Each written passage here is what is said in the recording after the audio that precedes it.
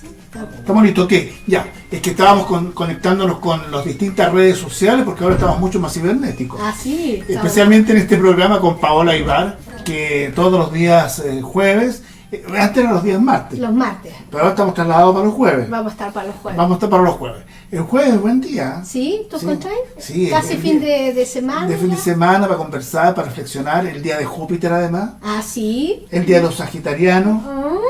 Así que yo creo que está bien, a mí me conviene. Yo soy sagitariano, ¿y tú? Yo soy, bueno, mi hija que estudia astrología dice que yo soy Tauro, pero según otros soy Aries, pues yo nací el 20 de abril. Justo, la que más. Sí, estoy ahí. Pero no sé, parece que tuviera un poco de Tauro y un poco de Aries. Es la cúspide que le llaman. Entonces, uno cuando ya está entrando a la otra casa, tiene un poco de ambas casas. Va a depender de la carta astral y de hartas cosas. Sí, eso es como bien... Es entretenida la astrología, yo lo encuentro que es muy entretenida, a mí me gustaba muchísimo, porque uno va conociendo aspectos, sobre todo cuando se hace una carta astral seria sí. y responsable, porque muchas veces, claro, cuando tú te pones a ver los horóscopos que aparecen en los diarios, o sea, nada, yo tengo una amiga que es periodista y que ella le tocó por trabajo profesional, hacer las cartas a través del diario, de un diario, tampoco lo voy a nombrar. Y esta mujercita querida mía, amiga, no tenía idea de la carta astral, no tenía idea de los signos. Ponía cosas, se inspiraba nada más. Buscaba en el internet. No había tanto internet en ese momento. Pero yo creo que la astrología ha caído desgraciadamente muchas veces en ese desuso, porque yo creo que ha habido mucha gente que lo toma muy con liviandez. Sí, muy liviano, y eso perjudica porque en realidad es una ciencia bien interesante. Yo creo que todas las áreas sociales del ser humano pueden tener tendencia a perder un poco de la seriedad, por el hecho de que el ser humano va comprendiendo y va entregando lo que comprende. Entonces, como mantener este tema como científico, con respaldo, va a depender también de los profesionales. Porque las mismas personas son las que hacen las carreras o hacen los diferentes métodos de desarrollo en el ser humano. Porque hay métodos que son ancestrales. Por ejemplo, todo lo que es la medicina holística es ancestral, pero va de boca en boca, y hoy en día, bueno, el hecho que muchos países europeos o mucha gente que vive en Norteamérica o en Estados Unidos han viajado al Medio Oriente y han traído métodos ancestrales y los han patentados a su nombre y a su forma de comprender eso desde lo científico. Por ejemplo, la medicina china es una medicina antigua, que es milenaria, o sea, no puede ser como manipulada por el occidental porque ella está fundamentada. Incluso los chinos se han ido también actualizando con el tema más científico y venden cosas como para que tú como terapeuta y acupuntor se te haga mucho más fácil poder detectar los puntos de acupuntura, saber cómo funcionan, pero al final igual tienes que estudiar para poder aplicarla, o sea, no es algo que puedes aplicar así. Pero sí hay métodos, por ejemplo, de digicopuntura, que gente dice, oh, yo te puedo enseñar la digicopuntura y te hago y te aprieto y todo. Pero no es así. No es lo mismo. No es lo mismo. Sí, yo creo también en eso. Es lo mismo que pasa con la astrología, con todas estas cosas sociales, como digo yo, y dentro también de lo mismo que uno estudia, o sea, de cómo comprender tú de lo que estás estudiando, cuánto tiempo tú le das a eso y cuánto estudio también le das a lo que estás haciendo, y eso es como de cada quien. Fíjate que es tan interesante lo que tú me estás comentando, porque normalmente se ha trivializado, se ha frivolizado tanto estas ciencias del hombre como estas ciencias sociales, que tienen que ver con la cultura, que tienen que ver con este conocimiento paralelo, ¿no?, que tienen las ciencias, y que es la base de donde se empieza a trabajar la filosofía y el pensar. Sí. Entonces, pero no nos vamos a meter tanto en sociología ni filosofía de la sociología. Nos vamos a ir al tema que nos toca hoy día, Pero ni siquiera le he presentado. Sí. Estoy con Paola Ibar en su programa Desenredando la Madeja, para conversar temas que a lo mejor usted en su casa alguna vez los escuchó, los quiso, y ver la forma, porque ella es terapeuta en hipnosis y neurociencia, por lo tanto, y está trabajando, está estudiando, sigue estudiando, para poder resolver a lo mejor esas situaciones en las que usted no encuentra ninguna solución. Y bajo estas perspectivas sí podría encontrar un camino. Un camino. Bueno, referente a lo mismo que estábamos hablando de las ciencias sociales o de la ciencia del ser humano, de la reflexión de cómo uno a veces Tiene creencias de que lo que le está pasando no tiene solución y me tengo que acostumbrar a eso. Entonces, no somos seres de costumbre y nos acostumbramos a vivir de tal manera de que no nos moleste mucho lo que nos está ocurriendo, por ende nos enseguecemos de lo que nos pasa, no lo observamos como un síntoma. Entonces, cuando hablamos de las emociones son síntomas que te permiten conectar contigo y saber cómo estás tú, pero también reconociéndote como un ser humano que siente, que es vulnerable y que es ser humano, y eso es lo que nos hace diferente de algo sin vida. ¿Qué te diferencia? Es que tú tienes emociones. Pero hay personas que su estructura, que nosotros hablamos en la hipnosis, las 3 dialécticas, que es la dialéctica de la mente, de la emoción y del cuerpo físico. Entonces, en general, los seres humanos funcionan desde su tercera dialéctica, funcionan desde la mente. Entonces, ordenan toda su vida y todas sus emociones desde la mente. Yo estaba pensando en el tema que tú me convocaste para hoy día, y que es las emociones de la ira y el miedo. Funcionamos desde la mente y racionalizamos todo, y bloqueamos normalmente las emociones, porque ser emocional hoy en día, en este quehacer, ¿no? De la sociedad tan capitalista, tan exitista, nos lleva a bloquear las emociones, porque hay que ser racional.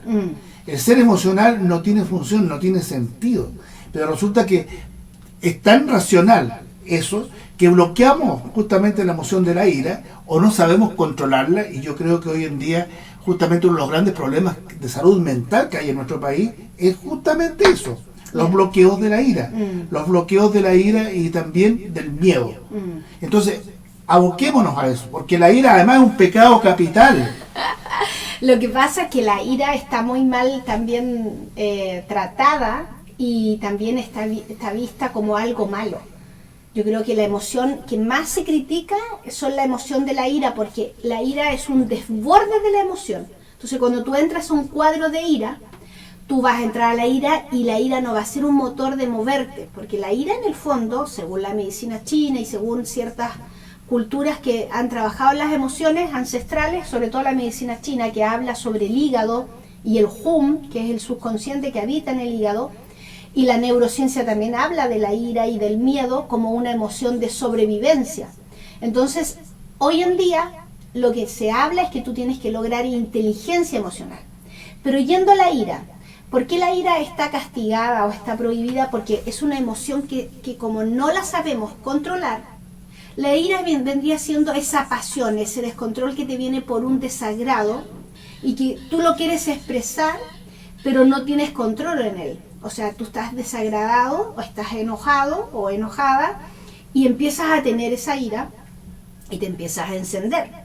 Y llega un momento que tu temperamento interno se desborda y sube la cantidad de temperatura interna, que ya de ahí te secuestras y tú en ira dices lo que nunca dirías, puedes maltratar a alguien y puedes hasta matar a alguien, o te puedes decidir decisiones sumamente equivocadas en esa situación de ira. Pero también, que en algún momento vamos a tratar, que es la tristeza. O sea, la ira vendría siendo una expresión extrema de la emoción, pero la ira como ira es la energía que te está movilizando a sacar eso que tú no te atreves a hablar.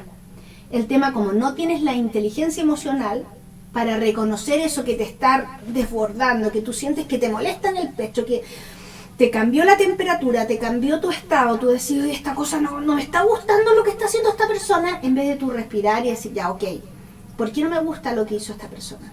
Bueno, esto es mío, sí, esto es un cuento mío, porque así me trataron cuando niño, me dijeron esas mismas cosas, entonces esta persona gatilla en el inconsciente este trato, entonces yo me defiendo de esta persona. La ira en el fondo es como una defensa, pero por eso es que cuando tú te desbordas en tu ira, en esa defensa, y en nombre de esa defensa puedes ofender, puedes maltratar, puedes decidir equivocadamente, puedes hacer muchas cosas en nombre de esa ira. Fíjate que normalmente, claro, uno no controla, la ira parte de una cosa, un detallito, ¿no? Y va creciendo. Que gatilla. Y que gatilla y va creciendo. Pero ese detalle es lo que te acabo de explicar.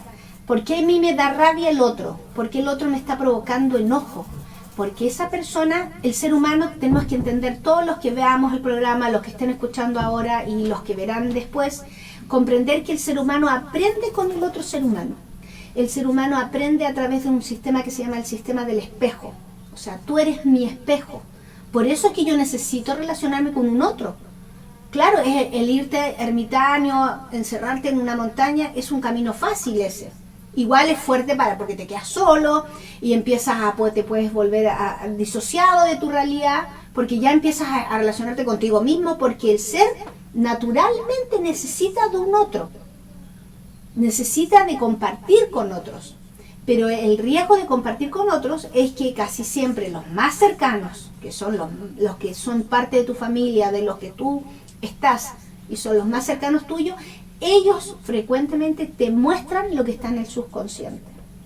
Tu otro yo. Tu otro yo, el que hablábamos la otra vez. Ese yo que está ahí en el inconsciente, porque como tú no haces ese trabajo de conocerte y de saber quién eres tú y de reconocer quién eres tú, el otro que está contigo, conviviendo contigo, te hace el trabajo. Te contesta de la manera que no te agrada, porque de esa manera te contestaron cuando niño, o te dijeron ciertas palabras que te apalancan y que son como llaves, así que el otro justo te dice, oye, tú siempre todo lo haces mal. Oye, siempre te equivocáis.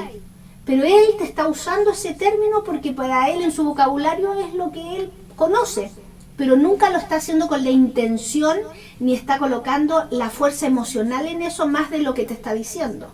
Te lo está diciendo, pero no es con la intención que tú crees.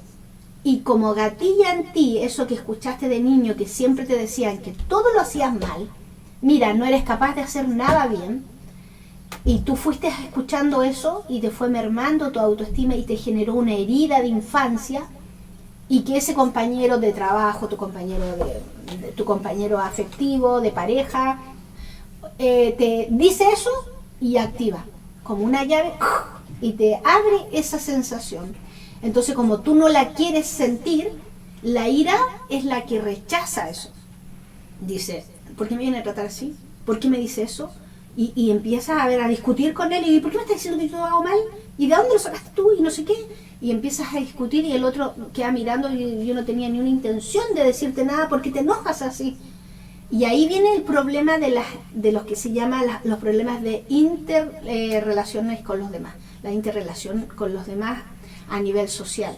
¿Por qué nos cuesta interrelacionarnos con los demás, con nuestro medio? Porque como nosotros no vamos desarrollando la inteligencia emocional. Porque la emoción tiene inteligencia. Pero no nos enseñaron que teníamos que reprimirnos, porque nos criamos en un espacio donde nosotros no teníamos derecho a hablar. Nos podían decir tonto, incapaz, mira que eres esto, mira que eres esto otro, y tú callado. No podías sacar la ira. No le podías decir a tu mamá, en nuestras generaciones, oye mamá, ¿cómo se te ocurre a ti decirme eso? No me parece, no es la forma de tratarme. No, es todo lo contrario, yo me tenía que quedar callado. Me tenía que guardar el silencio. Hoy en día, las generaciones de hoy, cada día más se habla sobre esta inteligencia emocional, se habla del buen trato, se habla de que tú puedes pedirle al otro que si tiene una manera de tratar y eso no te hace bien a ti, tú le puedes decir, mira, no me parece que tú me digas que yo hago todo mal, me parece que me podrías plantear lo mismo diciéndome, mira, me parece que puedes hacerlo mejor, me parece que tú tienes mejor potencial si lo haces desde acá. Pero puede haber un diálogo y una forma de conversación más proactiva y más positiva. Y eso se va construyendo desde el diálogo, desde el lenguaje. Por eso, por ejemplo, la PNL, que yo también soy programadora neurolingüística de PNL, todo el rato nosotros decimos, lo que tú hablas se construye una realidad en tu cerebro. La neurociencia también lo dice, que el órgano, el sentido que está más desarrollado y conectado con el cerebro para construir realidades es tu audición. O sea, todo lo que tú te dices y lo que te dice tu medio, tu cerebro lo procesa muy rápido, muy rápido. Entonces, si tienes a alguien que te está constantemente tratándonos bien, claro, te gatilla a ti la rabia y el enojo porque has tenido que soportar una forma ambiental y de diálogos y de tratos que no son positivos para el cerebro. Ahora, hablando de la ira, porque después vamos a hablar de la relación que tú me mencionas con el miedo, por ejemplo, ¿no? Pero esta ira que yo voy sintiendo y que de alguna manera es producto de una formación, de todo un proceso de vida por no manejo de mi inteligencia emocional. Pero yo sé que esto no es como para dar la receta, ¿me entiendes tú? Pero ¿cómo se podría ir canalizando esa ira? Ese impulso que hace que yo a lo mejor pueda agredir a una persona. Mira, es bien interesante porque la ira está relacionada con el temperamento y el carácter. Y el temperamento tú lo vas formando tú y el carácter tú lo heredas. Entonces es súper complejo y todo eso está relacionado con tu pensamiento, con lo que tú te dices, con lo que te enseñaron como plantilla de pensamiento, porque en el fondo tú eres como el resultado de una crianza y de una forma de ser de años. Como yo te explicaba la otra vez, que uno está dentro del útero de la madre y la madre tiene una forma de ser. Tú eres el resultado de tus 3 generaciones para atrás, de tu mamá, de tu abuela y tu bisabuelo y tu bisabuela. ¿Me entiendes? Entonces hay un desgaste cognitivo en el ser cuando le toca vivir su experiencia, porque él no es él. Entonces lo primero que uno tiene que hacer es reconocer. Yo reconozco que mi carácter no es bueno porque mi papá tenía un carácter malísimo. Entonces, cuando a mí me buscan por el lado, de repente yo soy muy buena onda, muy sociable, muy cariñosa, muy todo, pero si me toca y me da, y llega un momento que yo voy a enojarme porque mi carácter es así. Es un carácter heredado, pero lo que yo he hecho con mi carácter heredado es que el temperamento que mide este carácter, el que controla, es como el temperamento vendría siendo el por donde se cocina tu carácter. La parrilla, o sea, el fuego es tu temperamento. ¿Cuánto fuego le pongo al carácter? El temperamento lo puedes controlar a través de ejercicios de respiración, a través de hacer ejercicio físico, a través de la alimentación, a través de ayunos. Tú puedes controlar tu temperamento para que ese carácter que tiene tendencia a irritarse, a ser inflexible, porque la irritabilidad, la ira también tiene que ser como un tema, que vamos al miedo ahí, y al tema de la exigencia generacional que hay para atrás también, pues de las generaciones hacia atrás, porque nosotros volvemos al tema, la sociedad de nosotros recién está partiendo, educándose en toda esta gama social de las relaciones humanas, de cómo comportarnos, el buen trato, de que en el fondo tú como tú trates al otro es como te van a tratar a ti. Entonces la respiración, dentro de eso, cuando hablábamos a través de la ansiedad, la respiración es el pilar para controlar las emociones, de la ira, el miedo, la ansiedad, la angustia, para tener tus emociones bajo tu mando. Y ahí viene la inteligencia, porque cuando yo respiro adecuadamente, cuando yo hago mis ejercicios de respiración, le dedico a conectarme con la respiración, porque frecuentemente nosotros respiramos desde el cuello, esta zona del cuello nomás. No llevamos oxígeno al pulmón, porque no tenemos tiempo para eso, porque estamos constantemente en mucha actividad. Entonces nosotros tenemos que darnos tiempo para respirar, detenernos y hacer ejercicios de respiración para que el cuerpo tenga su cuota de quietud, su cuota de respiración, para cuando le toque estar en esto más acelerado del día a día, el cuerpo ya tenga asentado un mecanismo de esperar y no perder el control. Perfecto, pero esa técnica de la respiración, ¿no? Que es una técnica que además se usa mucho en teatro, en canto, que es la respiración costodiafragmática. ¿Ya? Es una respiración que a lo mejor, yo siempre me decía a mi maestra de canto, es como ver respirar una guagua. La guagua respira correctamente, pero después los adultos empezamos a cambiarla, como ocurre con todas las cosas del desarrollo, a cambiar, y empieza todo este proceso que de alguna manera, yo diría, hace olvidar esta técnica de la respiración que uno tuvo desde la infancia. ¿Ya? Entonces, ¿cuáles serían a lo mejor esta forma de poder ir desarrollando esta técnica de respiración? Porque debo entender también de que con esta técnica de respiración yo debería partir en la mañana, por ejemplo, sí, dándome cuando me voy a levantar, unos 10 minutos de respiración de ejercicio, sí, antes de levantarme. Sí. Puede ser que, bueno, se supone que al levantarte tú deberías, como hablábamos la otra vez, estirarte, tocar tu cuerpo. Lo primero es tocarte, Siempre es tocarte y darte la bienvenida a ti mismo. Es decir, aquí estamos un día más, vamos a poner la mejor intención. Tocarte la cara, tocarte la carita. La carita siempre es bueno, tocarse la cara. Porque al final en la cara es donde está la mayor parte de estímulos, los tienes en tus manos, el sistema nervioso central, donde más irriga sangre y estímulos neuronales son nuestras manos.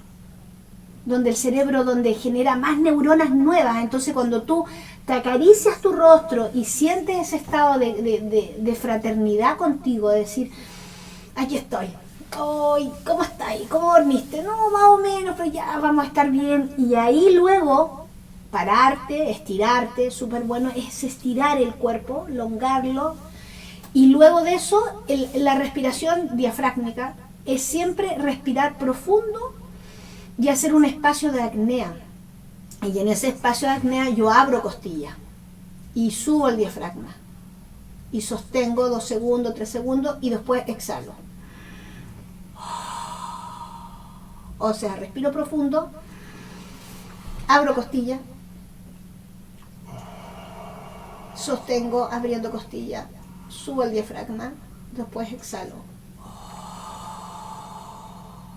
Fíjate que me enseñaron que era bueno cuando uno se acostaba, podía ponerse un libro que es la guata. Sí, porque eso te ayuda a subir el diafragma, a tener ese concepto de que toda esta caja, la caja torácica, donde están aquí nuestras costillas, aquí está todo el músculo, el diafragma, y el diafragma tiene toda la musculatura que toma toda la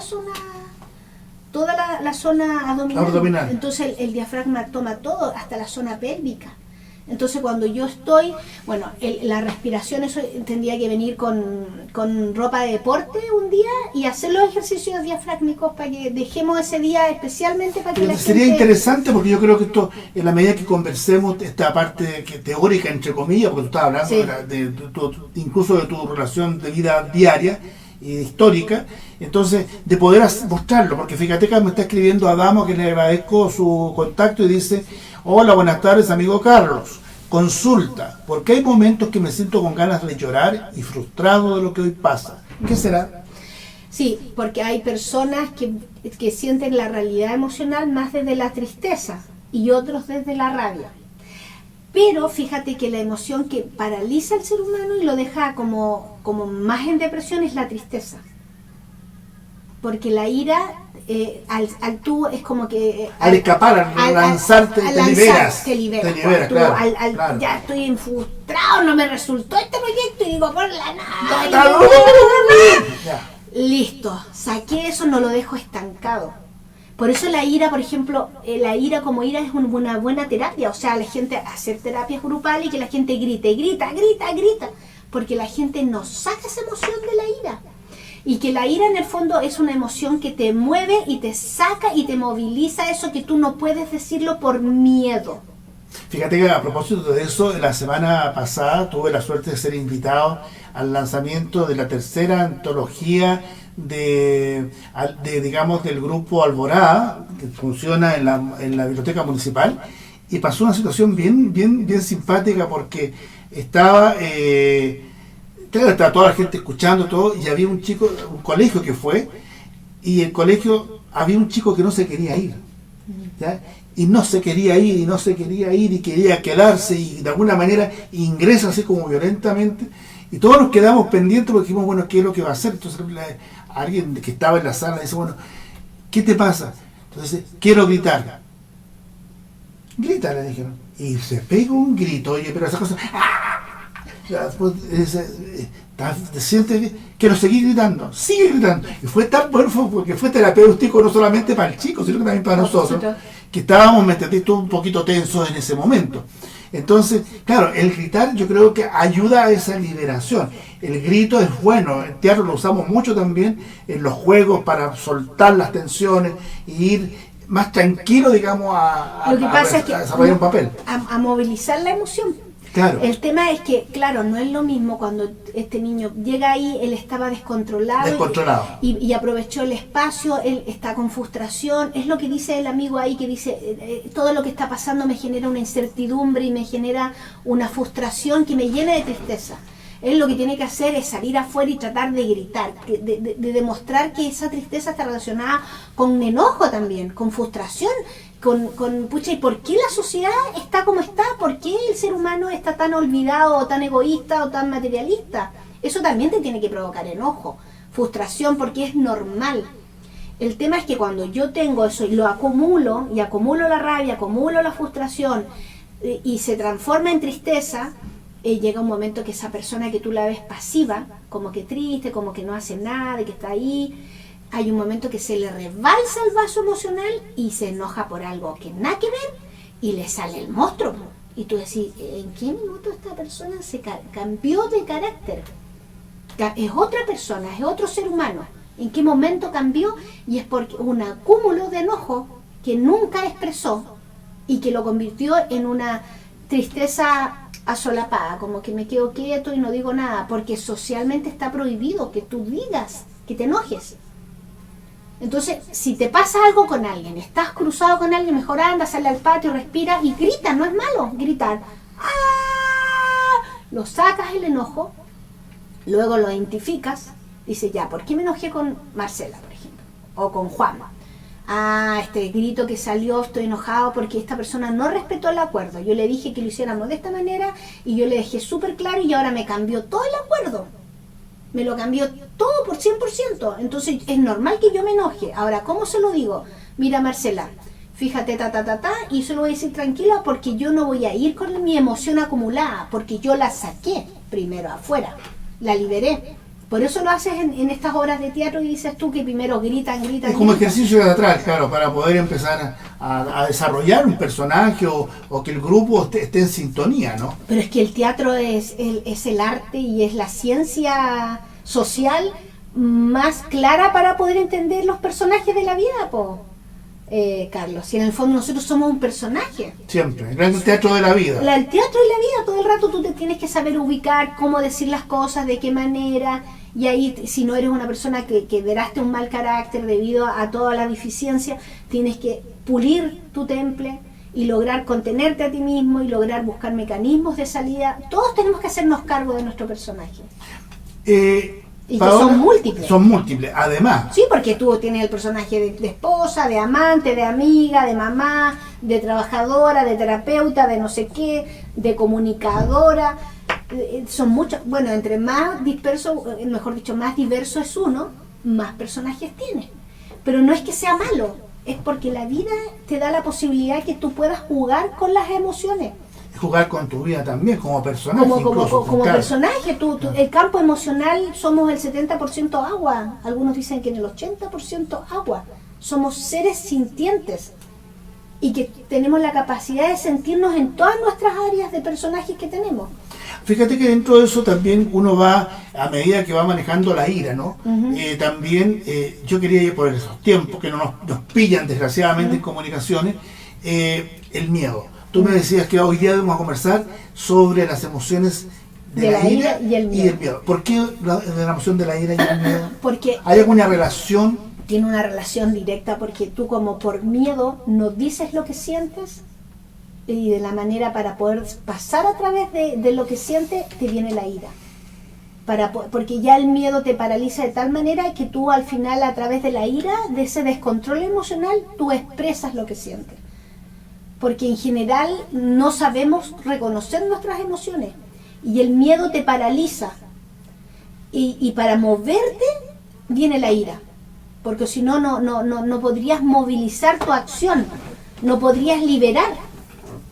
Pero porque cuando ya el miedo te va paralizando y te va dominando el miedo, ya la manera como tú de despalancarte, de desconectarte del miedo, aparece la ira. Y te enojas al final y traspasas el miedo de esa emoción que viene y que te está provocando algo dentro de ti. O sea, para el manejo del miedo, entonces también, para poder canalizarlo, tendría que ir viendo la respiración como un elemento que me permita asumir ese miedo. Es que la respiración cuando tú tienes controlada, cuando tú respiras correctamente y el cerebro empieza a vivir con este recurso extra, cuando tú empiezas a tener el hábito de meditar, de respirar y de tener eso en tu día a día, tú vas guardando un recurso. Esto es como guardar un recurso extra. Entonces, cuando aparece una emoción de miedo debido a algo que tú no conoces, porque acuérdate que el miedo aparece en escenarios que yo no conozco. Si yo no, el cerebro necesita saber a dónde tú lo llevas. Si ya, por ejemplo, te invitan a algo que tú nunca has hecho, tú vas a ir con miedo y es natural. No es que seas inferior o que seas incapaz. En un trabajo nuevo, que nunca has estado en esa área, y te dicen, no, mira, ahora ya no vas a estar más en esta área, ahora te tienes que ir a esta nueva área. Claro, cuando es un cerebro nuevo, nuevito, joven, de una persona joven, van y se cambian de un lugar a otro, pero cuando tú ya estás más adulto y te aceptaste a un lugar y te acostumbraste a una manera, al cerebro le cuesta más adaptarse. Y ahí vienen los cuadros de miedo. ¿Por qué? Porque tú no lo reconoces el lugar, no sabes dónde vas. Entonces, la ira, la frustración es el mecanismo para mostrarte ese miedo que está en el inconsciente. Y te enojas contigo mismo y te sientes frustrado y sientes que eres un incapaz, ¿por qué no me adapté o por qué no entendí esto?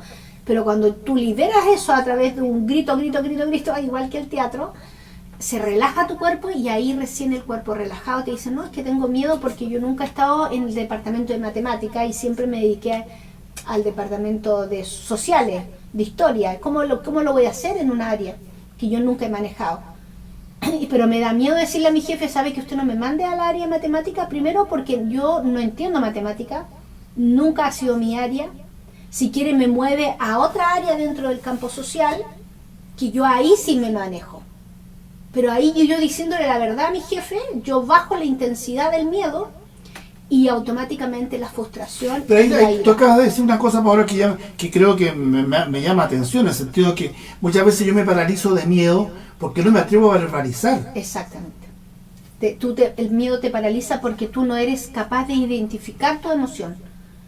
El ejemplo que te estoy dando de que te cambian de un lugar a otro y en un área que tú no te manejas, y ahí está la creencia de que tú tienes que saber todo, y no es así. Tú tienes la libertad de poder decir, mira, mi área es esta, y en esto yo soy bueno, y en esto yo me he dedicado, y a esta es mi pasión. Aquí tú cámbiame a los diferentes lugares dentro de esta área, pero no me puedes llevar a un área que yo no manejo y que nunca me he dedicado y que ya no lo voy a hacer, porque no es mi pasión. Y ahí es donde uno expresa su lugar, ocupa su lugar. Y ahí uno empieza a respirar, si en el fondo uno no ocupa su cuerpo, por eso no respira.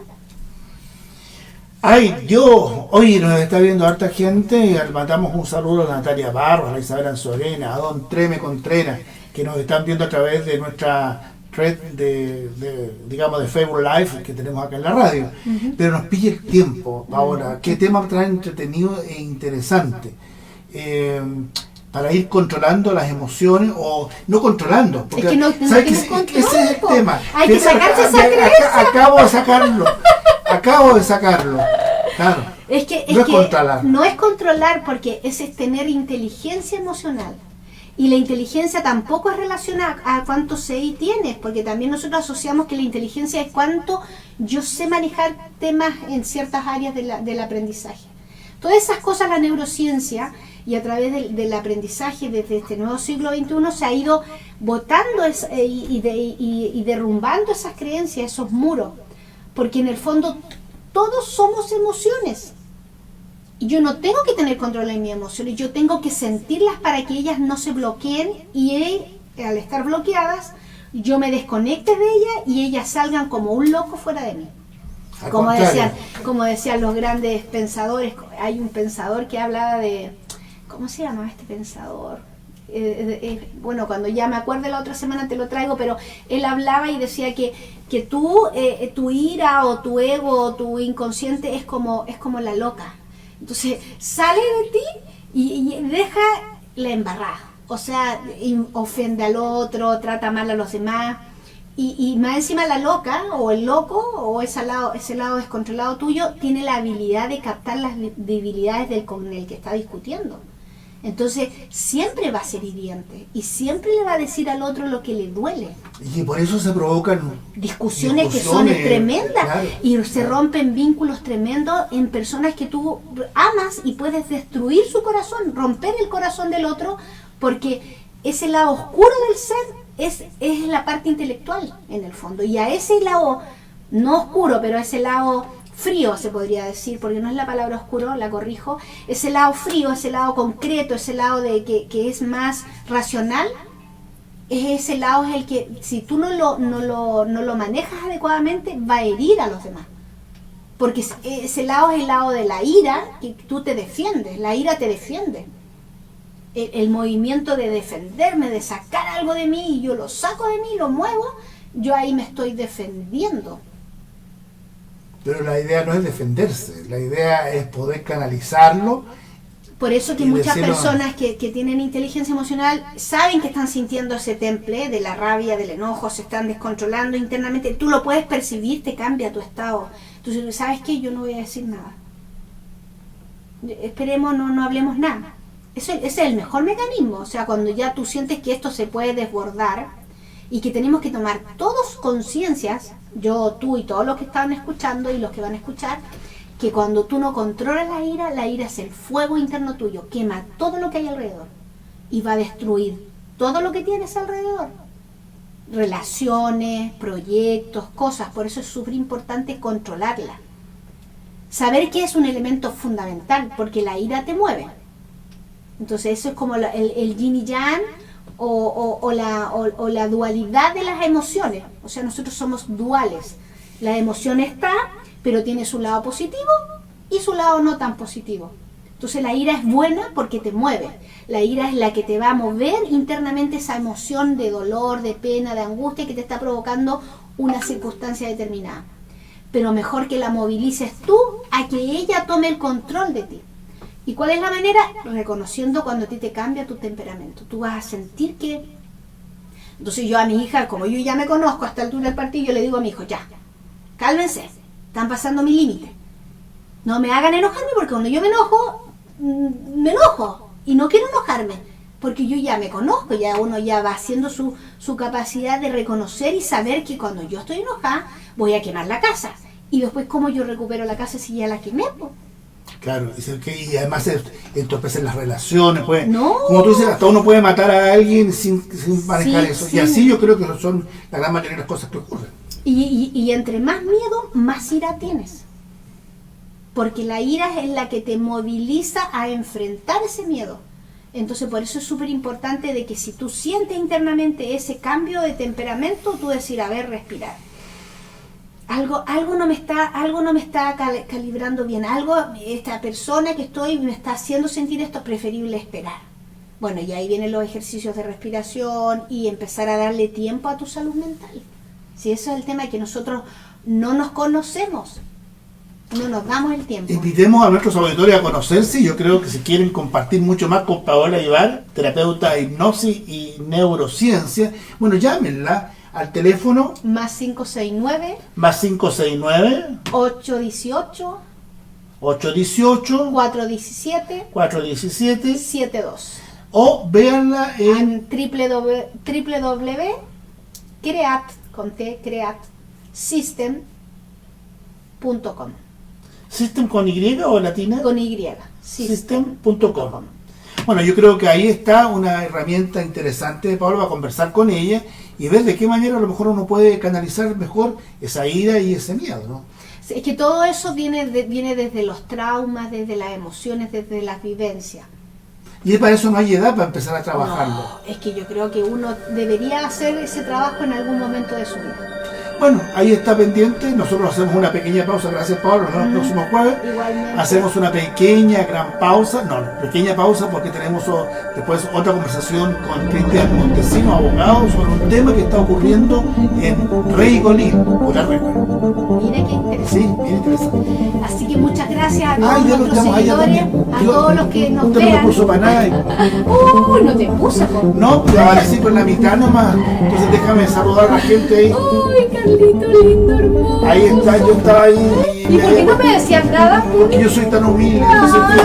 No, lindo, Carlito. Hoy estuvo conmigo y mira, es que este asunto aquí lo pusimos y ya lo alargamos. Es que hoy día nos faltaron los técnicos que nos ayudaban en exactamente, no está nuestro